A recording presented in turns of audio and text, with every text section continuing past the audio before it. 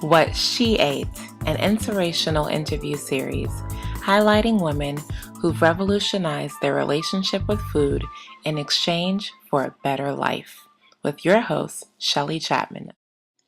Health coach Nisha Moodley turned freedom manifester is today's guest on What She Ate with Shelley Chapman, your host from EatRelateLove.com. So Nishani Wellness, I birthed a few years ago. I guess it might be about 4 years ago at this time. Mm-hmm. And I developed that program after I had overcome my own lifetime, really, of emotional eating. Mm-hmm. So it's where I help women find freedom from emotional eating. And, after doing that for a few years, I had a really successful practice. But the theme freedom was just showing up everywhere in my life. And that's really what my passion is. My passion is freedom. Yeah. And so I had this super successful practice by outside standards. But I was working like a crazy woman. And, I love my work. And even now, I have periods, I have weeks where I work like a crazy woman. I'm sure you know what I'm talking about. But it was like all the time. And my lifestyle was like not going so well. Got it. And here I am, a coach, teaching women to luxuriate in their food, savor life. And I'm like, I have to get this newsletter out, and then I have this 50 things on my to-do list. And so I applied the same principles that I was teaching in emotional eating to my work.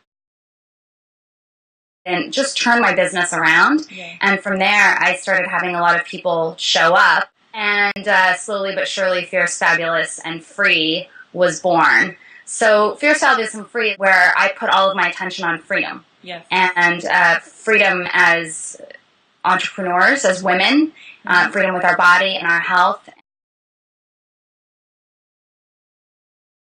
I think I started emotional eating probably as soon as I could have anything to say about it.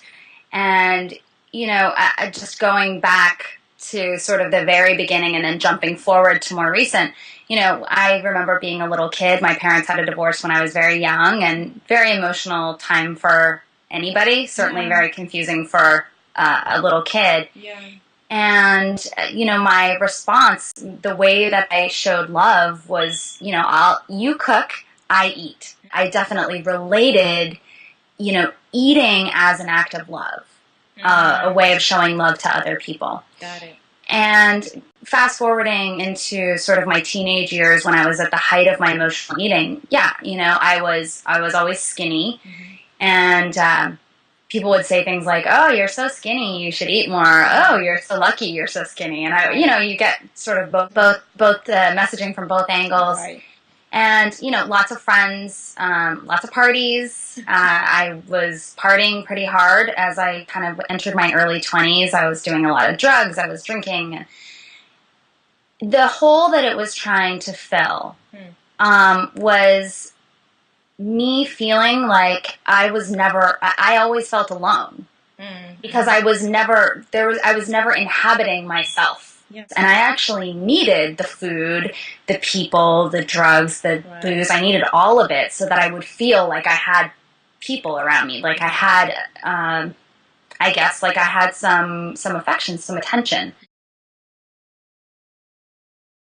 Yoga was one of the real catalysts for me. And it was actually, I'm in Vancouver right now with my family. And it was actually when I lived in Vancouver. Mm-hmm. About 8 years ago. I was in my mid-20s, and I had just gotten over a breakup. At that time, I had been in the same kind of field, working in the cosmetics industry for a number of years. Is this really what I want? Really, it was just, I wanted, some feeling of influence over some part of my life. Got it. Mm-hmm. And so I decided I wanted to start doing yoga. And when I went, I approached eating yoga the same way I approached eaing. Okay. I was going to go in. I was going to go in hard. I was going because I felt good when I was there. And I had my first few moments on the yoga mat of being in my body. Unlike eating compulsively, my dedication to yoga was nourishing. It felt good. I didn't have an aim or a goal with it. It was just go there, be there, and that was enough. I started to just look at everything. Like, okay, what about my job? Do I really want to be doing my job? What do I really want to be doing there? What do I really want to be doing with my weekends? What do I really want to be doing with my Sundays? Do I want to be like hungover watching Ferris Bueller's Day Off for the 8th time? Or do I want to, paint or go for a walk? And I started engaging more with life and, of course, the food. And then I actually realized, holy shit, I have a problem with food. Am I an emotional eater? Yeah, I'm an emotional eater. I've been an emotional eater my whole life. Do I still have the compulsions? Rarely. Yeah. But that mean that all of a sudden I don't have to put my attention on it anymore, that I don't have to think about it or care about it? No. Exactly. It's like every meal, every day. Exactly. It's a process. It's a process. Sure. What I call the manifestation equation. It's appreciation plus intention plus intuitive action equals manifestation. So appreciation to me is an appreciation for where we are. Struggle of emotional eating has been one of my biggest gifts, because I can see if I hadn't have gone through that, I might have lived sort of a half-life experience my entire life. Acknowledgement that these are the circumstances of my life, these are my feelings, this is how my body is, and maybe even this is how I want my body to be.